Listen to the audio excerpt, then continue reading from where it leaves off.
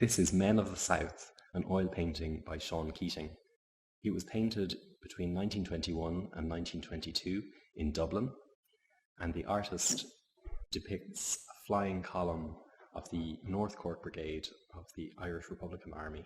The setting is the North Cork landscape, and it is during the Irish War of Independence.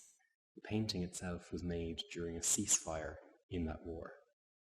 The story of the making of this painting is a fascinating one.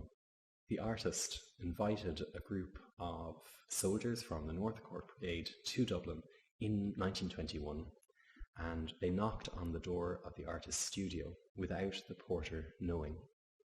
And when he saw them, he thought that his time was up because they were fully armed.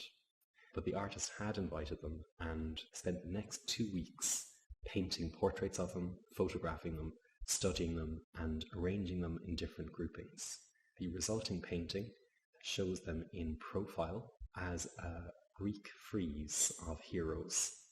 And so the artist knows his art history and also places them as heroes in the fight for Irish independence. Sean Keating was an Irish artist of the 20th century. Born in Limerick, he studied at the Metropolitan School of Art in Dublin and studied under the famous artist William Orpen. His friend in art school was fellow artist Harry Clarke, and they were part of a major generation of Irish artists who shaped the image of the new Irish state from the 1920s into the 1950s. This painting has a number of symbolic elements, including the colours of the landscape behind the men in the foreground. The colours are green, white and orange, which make up the Irish tricolour. On the right of the painting is a laurel tree. This is symbolic of victory.